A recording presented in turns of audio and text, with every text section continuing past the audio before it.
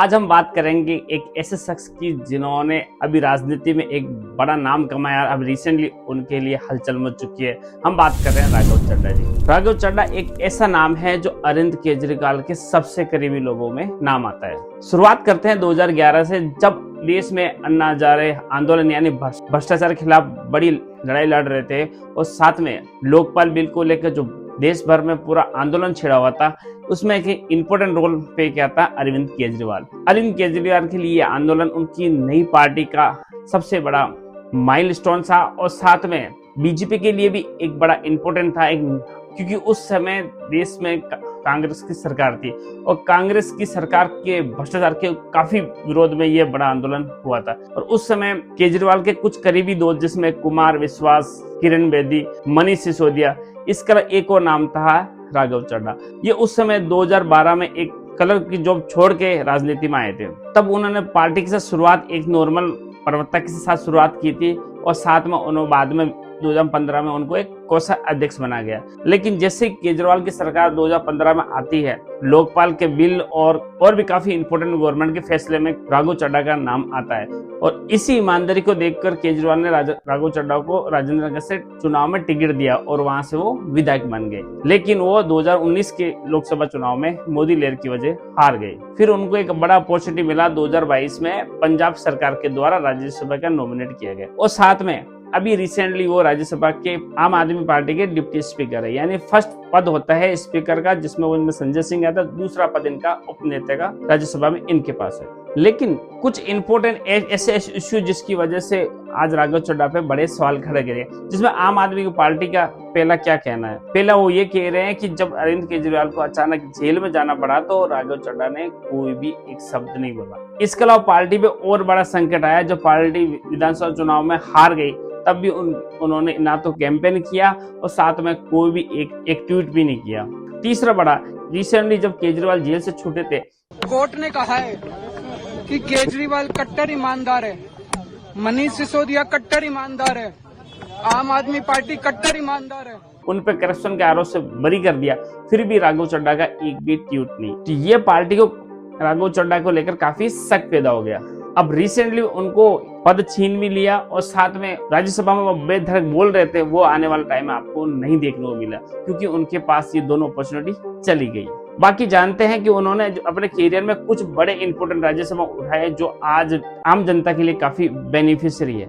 सबसे पहले बात करें ट्रैफिक रूल्स की। आपने देखा बड़े मेट्रो नॉन मेट्रो सिटी में एक सबसे बड़ी समस्या रहती है ट्रैफिक को लेकर, क्योंकि ट्रैफिक में अनजाने में लोग बड़ी लाइन में लग जाते हैं और बड़ी कतारों में फंस जाते हैं। कई बार तो ऐसे हालत होते हैं कि 2 से 3 घंटे उनको भूखे प्यासे रहकर उस कार या अपने बस का ट्रेवल में फंस जाते हैं। इससे उनको काफी दिक्कत आती है। यहाँ तो कि हेल्थ चैलेंज भी देखने को मिले, साथ में शरीर के अंदर बड़ी बीमारियां इकट्ठी हो जाती है। उस दौरान उनको बड़ी मुसीबत का सामना करना पड़ता है और साथ में पोल्यूशन का उनको काफी इफेक्ट करता है, जो आगे जाकर उनको जो शरीर में बड़ी बीमारी बना सकता है। इसमें मुंबई के चाहे अंधेरी ले लो, चाहे दिल्ली का धौला कुआं ले लो, चाहे बेंगलोर का सिंक रोड ले लो, ये ऐसे एरिया डिफिकल्ट एरिया जहाँ ट्रैफिक लंबा लगता है। कि आप रोड पर नहीं है बल्कि एक लंबी पार्किंग लाइन या एक पार्किंग के लॉट में खड़े हैं।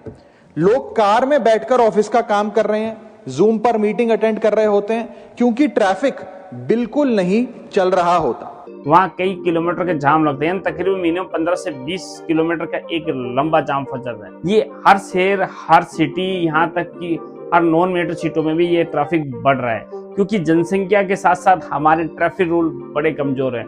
इसकी वजह से आज लोग लापरवाही के शिकार है।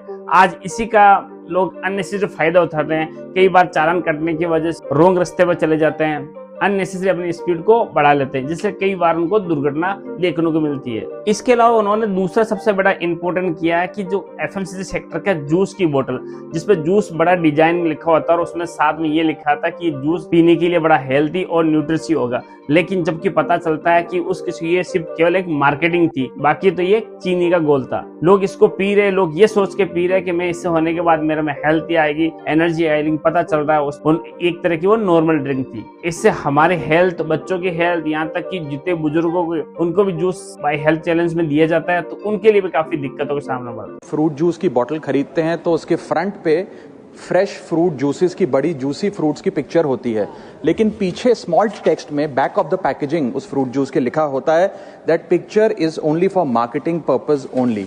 यानी एफएमसीजी सेक्टर का ये सबसे बड़ा इंपॉर्टेंट मुद्दा था जो राज्यसभा उन्होंने उठाया था। तीसरा बड़ा इंपॉर्टेंट था कि टेलीकॉम का लेकर आपने देखा होगा कि जब हम रिचार्ज करते हैं तो साल में हमारे 12 महीने होते हैं। जितनी टेलीकॉम कंपनी है, वोडाफोन, एयरटेल या जियो या अदर जो ब्रांड है, उनको सबके लिए 13 मंथ का साल होता है, क्योंकि हमें 28 का हमें रिचार्ज करना पड़ता है, उसके बाद हमारा रिचार्ज की वैलिडिटी खत्म हो जाती है। यानी अगर उससे बढ़ाकर 30 दिन कर दिया जाए तो सीधा इफेक्ट बड़ी कंपनियों को पड़ेगा, यानी उनकी बैलेंस शीट पर पड़ेगा। और साथ में एक भी चैलेंज रहता है, जैसे रिचार्ज खत्म हो जाता है उसके बाद ना तो इनकमिंग कॉल आती है, ना बंदा इमरजेंसी में कोई कॉल कर सकता है, या ना कोई इंटरनेट को यूज कर सकता है। ये कि महीने की शुरुआत में आपने अपनी गाड़ी में 20 लीटर पेट्रोल भरवाया, महीने के अंत तक 15 लीटर पेट्रोल कंज्यूम हो गया, 5 लीटर बच गया, तो क्या महीने के अंत पे पेट्रोल पंप वाला आकर आपको कहता है कि 5 लीटर पेट्रोल वापस कर दो क्योंकि उसकी वैलिडिटी समाप्त हो गई? एक ये बड़ा चैलेंज उनके साथ में रहता है। चौथा बड़ा ई कॉमर्स प्लेटफॉर्म के लिए उन्होंने बोला कि जितने जो डिलीवरी बॉय हैं वो 10 मिनट के मार्केटिंग से काफी इफेक्टेड थे।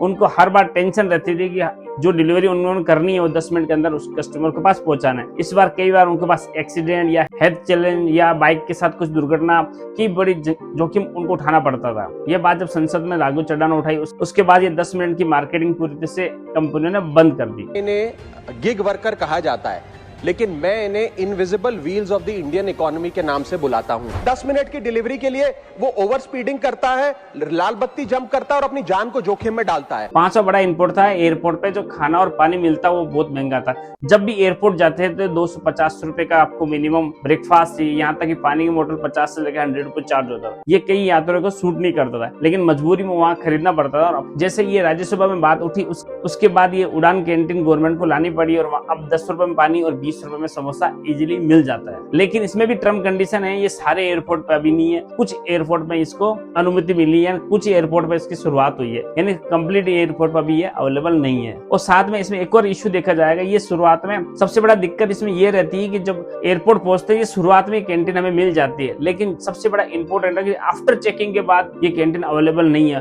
फिर हमें वहाँ सबसे ज्यादा हमारा maximum time flight waiting time हमें करना पड़ता है, जिसकी वजह से वहाँ हमें सबसे ज्यादा खाना और पानी की जरूरत होती है और वहाँ अभी भी कॉस्टली चार्ज किए जा रहे हैं। लेकिन आपके लिए इंपॉर्टेंट है, अगर आप चाहे क्रेडिट कार्ड के जरिए इसमें मैं आपको एक सजेशन देता हूँ, अगर आप पहले से क्रेडिट कार्ड ग्राहक हैं तो आप एयरपोर्ट के लोन जैसे का 2 रुपए में फायदा लेके आ सकते। इसमें बहुत सारे बैंक इसके अंदर इन्वॉल्व है, जिसमें HDFC, SBI, ICICI, एक्सिस, बहुत सारे बड़े बैंक अपने कस्टमर को क्रेडिट कार्ड के जरिए एयरपोर्ट लोन फैसिलिटी देते हैं, वो उसका बेनिफिट ले सकते हैं। ऐसे बहुत सारे इंपॉर्टेंट मुद्दे जो संसद में राघव चड्ढा ने उठाया था, लेकिन आने वाले टाइम में ये आवाज अब पूरी तरह से बंद हो जाएगी। यानी कहावत है कि कितना भी बड़ा अच्छा लीडर हो, लेकिन आने वाले समय के बाद एक टाइम उसे चुप करा दिया जाता है। ये राजनीति की सबसे बड़ी दोधाई तलवार है। एक तरफ तो हम बात करते हैं कि जनता के मुद्दे उठाने चाहिए, दूसरी तरफ बात होती है कि जो बंदा मुद्दे उठा रहा उसको चुप कर दिया जाता है। ये राजनीति की पुरानी फितरत है कि अच्छे लोगों को राजनीति में इसलिए नहीं आते हैं क्योंकि जब आते हैं तो उसके बाद उनको बोलने का अधिकार उनसे ले लिया जाता है। मैं जनता के मुद्दे उठाता हूँ और शायद ऐसे टॉपिक्स उठाता हूँ जिसे आमतौर पर संसद में नहीं उठाया जाता है। लेकिन क्या जनता के मुद्दे उठाना, पब्लिक इश्यूज पे बात करना कोई अपराध है? क्या मैंने कोई गुनाह कर दिया, कोई गलती कर दी? Have I done something wrong?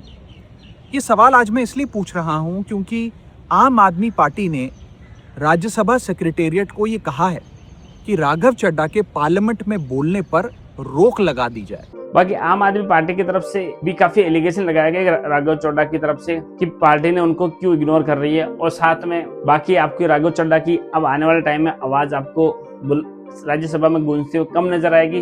अभी राघव चड्ढा की 2028 तक राज्यसभा सांसद रहेगी, क्योंकि जो भी पार्लियामेंट राज्यसभा नॉमिनेट होता है वो 6 साल के लिए होता है कि 2022 में उनकी नॉमिनेशन हुआ था, उसके बाद 2028 तक वो अभी उनकी वैलिडिटी हो सकता है कि पार्टी के अंदर क्या कोई मानस बन जाए, चेंज हो जाए, या इसके अलावा उनको नई अपॉर्चुनिटी मिल जाए, वो किसी अदर पार्टी में जम कर जाए, या बीजेपी और कांग्रेस थर्ड अलायंस के साथ वो ज्वाइन हो सकते हैं। बाकी आपकी क्या राय है इस पूरे पॉलिटिक्स ड्रामा को लेकर, कमेंट करके जरूर बताइए। बाकी अपना और अपने परिवार का जरूर ख्याल रखें। Good luck.